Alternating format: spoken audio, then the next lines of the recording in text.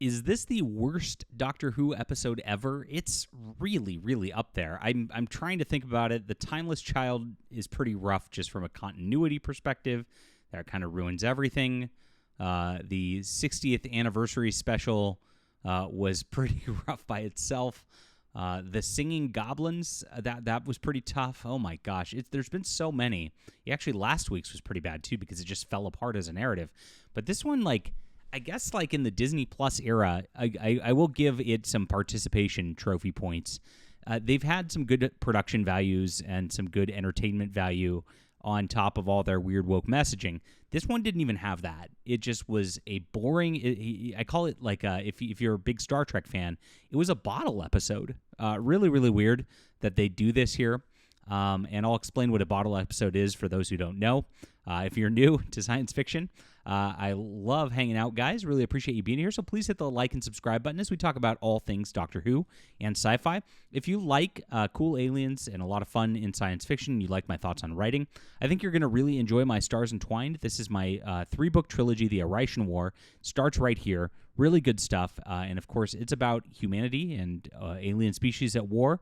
It gets crazy personal, some excellent stuff, and I think Doctor Who fans will like this. So check this out in the description below. It is available on ebook, print, and audio. Thank you guys so much, and you can grab the whole trilogy this weekend and read.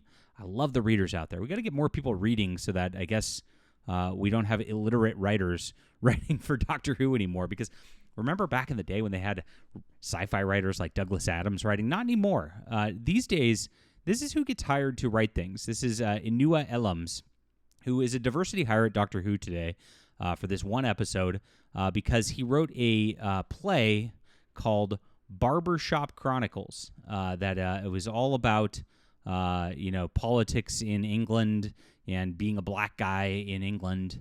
Wow, stunning and brave. Yes, this is exactly what goes on right here, and this is it. It's inspired by verbatim recordings. Insightful play that leaps from a barbershop, and so this is literally just his experience, right? Well, so what do they do with this Doctor Who episode? There's no good images on this. Oh well, I didn't find one with good images today. Well, this is a story about a barbershop, and so literally lifted his own barbershop chronicles, his own personal story, self-inserted himself into Doctor Who, and that's what he was hired to do. And that's what Russell T Davies wanted. They wanted the first all-black episode of Doctor Who. I'm dead serious. That's what the media is going out with and saying this is. So, and it is. It takes place in Nigeria. You show up in Nigeria, and the first thing you notice is Nigeria is very clean.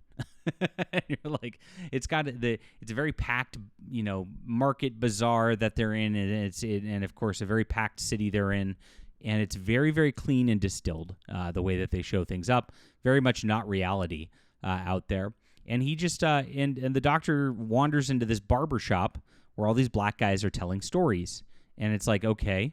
And if you look at his interview, he says that, the barbershop is a safe place, a safe space for black men to come together in the UK because, everybody's so racist. And that's really the crux behind the episode. Is the Doctor's in here. It's such a lame story. They sit down, they tell stories. It gets projected on the wall for whatever reason. None of it's really explained because this isn't science fiction anymore. It's all fantasy, and so none of it has to make sense. And the barber, it turns out, when he puts the apron on his people and starts using his razor. Those are stealing the energy from the story for some machine or whatever. And it gets into what's happening here. They're trapped inside this barbershop. They can't get out. And that's where it becomes a bottle episode. So you're immediately just like, huh? What's going on? This is boring. And nothing happens. There's no action for, 45 minutes out of the show, or maybe 30 minutes out of the show. It's really, really slow in this one setting, one scene. They do cut to the TARDIS a couple times because it's Varada Sethu is in there and she's trying to find the Doctor and alarms are going off. Why? It doesn't make sense, but it is. So she eventually comes out and then gets into the barbershop too. Like I said, it's a bottle episode, so you've got only a couple of sets used. I guess this is the low-budget episode that they do before the next big Eurovision one, which is apparently the highest-budget episode ever. So that's what they referred to in Star Trek, is when they had not enough budget going around for the Star Trek original series, they would have it all set on the ship, and they'd never leave the ship. And so they'd call it like Ship in a Bottle episode. And that's exactly what we had right here. And it was so boring. I mean, really, it was hard to pay attention to, hard to watch. And it got into the generic thing, which is what they do every single time storytelling-wise. So they're collecting energy for these stories because this guy built this like pocket dimension universe, and he literally calls it the World Wide Web. And he's a spider or a monster on the World Wide Web. If you've already made the connection here, this is exactly what they did. The monsters on the World Wide Web are stealing stories and drawing energy from stories for their own horrific reasons. Yes, it's about reviewers like me are the bad persons here. Almost every episode so far, except for I believe the midnight episode, which was just a callback to that, has been a critique of fandom and a critique of reviewers online. And it shows that these people are so thin-skinned, they just are so mad about our actual reviews that are just telling the truth about what their episodes are. We're not supposed to notice, I guess, that's what they do every single time. Last week was a streamer was the villain, right? The first week, the gamer incel was the villain. And the second one, they actually went out into like a breaking of the fourth wall where they went and saw the fans, and one of the fans even said R.I.P. Doctor Who, as of course people treated him racist in the show, right? And so this is what they're doing. Literally what happens is this guy apparently worked for the gods at some point, Anansi and whatever, and at some point he decided that, he wanted all the power for himself. And so he's going to get revenge on them for giving him the boot, because he's just not talented and doesn't actually provide any value. Yes, that's the moral of the story. And so he's going to destroy everything with his weird story engine. Okay. And so they have to feed him more and more stories as he consumes them, and he's never satisfied. Yes, this is it. This is the fans, right?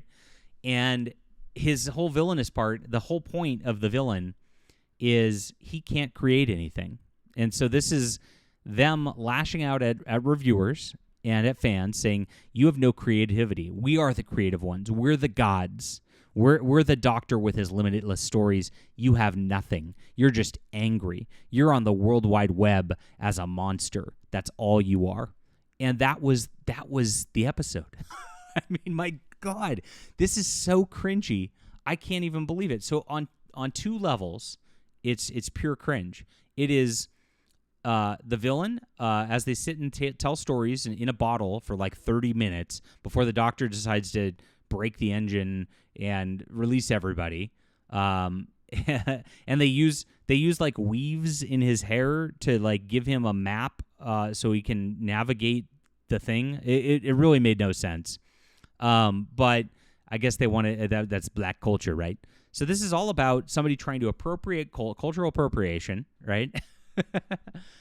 It's about the reviewers and the critics and the fans who don't like current Doctor Who are the villain. And then the good guys are lecturing you on just how good they are because they've got the stories. It's wow. And it's all like in this whole situation where it's a bunch of black guys just standing around together in a barbershop. Because, again, it's a self-insert of this guy just ripping off his own thing. Well, at least Russell T Davies had him rip off his own thing, the Barbershop Chronicles, rather than usual Russell T Davies, where it's ripping off another TV show. But you can see this whole season's so bereft of creativity, bereft of anything valuable and interesting, that they just don't know what to do. Maybe and part of what was interesting, the only interesting part where they like gave a little bit of a mask-off moment was the people in the barbershop there who I guess represented the past lives of Doctor Who and other Doctor Who writers and the like. They were running out of stories before the Doctor showed up and they weren't sure they were going to be able to feed it any longer. And so I guess they kind of admitted that they're out of ideas. And that's the end result of this episode right here. Absolutely crazy. That they went this far and that they did a whole allegory that's just an anti-fan thing. And that's the entire season so far. What a wild ride we're on. as it's just Russell T Davies throwing a fit because fans rejected his complete crazy woke politics being inserted into everything. But guys, it's the first all-black episode ever.